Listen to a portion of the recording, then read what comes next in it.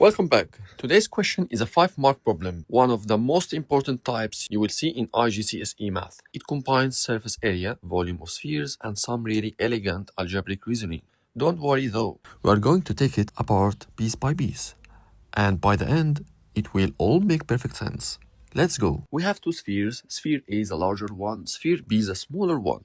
We are told two things. The surface area of sphere A is 9 times the surface area of sphere B. The difference between their volumes is 117 pi centimeter cubed. We need to find the radius of the smallest sphere, which is sphere B. Now, the question says, show you're working clearly, which is the exam's way of telling you that every step earns marks.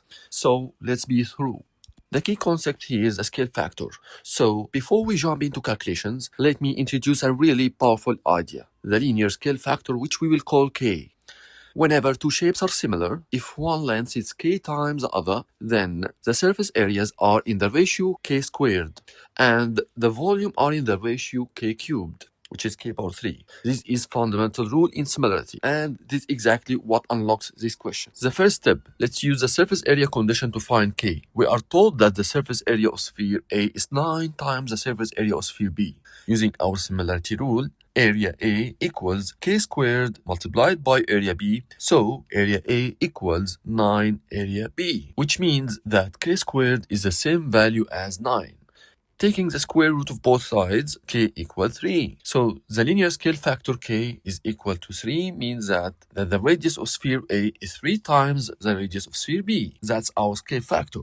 Second step, use K to find the volume ratio. Now that we know K equals 3, we can find the ratio of their volumes using our similarity rule for volumes, which is volume A equals K cubed multiplied by volume B. So, volume A equal 3 cubed multiplied by volume B, which is equals 27 multiplied by volume B. So, sphere A has 27 times the volume of sphere B.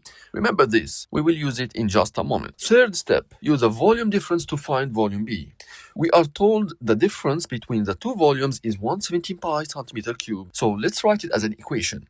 Volume A minus volume B equals 117 pi, but we just found that volume A equals 27 volume B, so we substitute that in. So 27 volume B minus volume B equals 117 pi.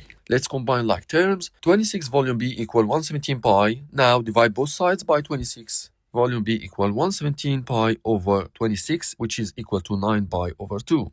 In simplest form. Wait, let me keep it clean for the next step and write it as a fraction we will work with directly. Fourth step, apply the volume formula to find the radius. Now we use a formula for the volume of a sphere. Volume equal 4 over 3 pi r cubed. We set this equal to our expression for volume B. 4 over 3 pi r cubed equals 117 pi over 26, or simplest form 9 over 2 pi. The first thing we do, cancel pi from both sides as it appears in both sides, so it disappears in both sides as well. So 4 over 3 r cubed equal 9 over 2. Now we multiply both sides by 3 over 4 to isolate r cubed. R cubed equals 27 over 8. So the fifth steps and last one, let's solve for r. Finally, we take the cube root of both sides. So r equals cube root of 27 over 8, which is 3 over 2. So the radius of the smaller sphere, sphere B, is 3 over 2 centimeter, or equivalently 1.5 centimeters. Let's recap the complete journey of this solution. Step 1, we use the surface area condition. K squared equal 9, so K equals 3. Second step, we use the volume similarity rule. Volume A equal 27 volume B. Step 3, we used the volume difference. 26 volume B equal 117 pi. Solve it for volume B. Fourth step, we applied the sphere volume formula. Solve it for r cubed, which is equal to 27 over 8. Fifth step, we cube rooted both sides.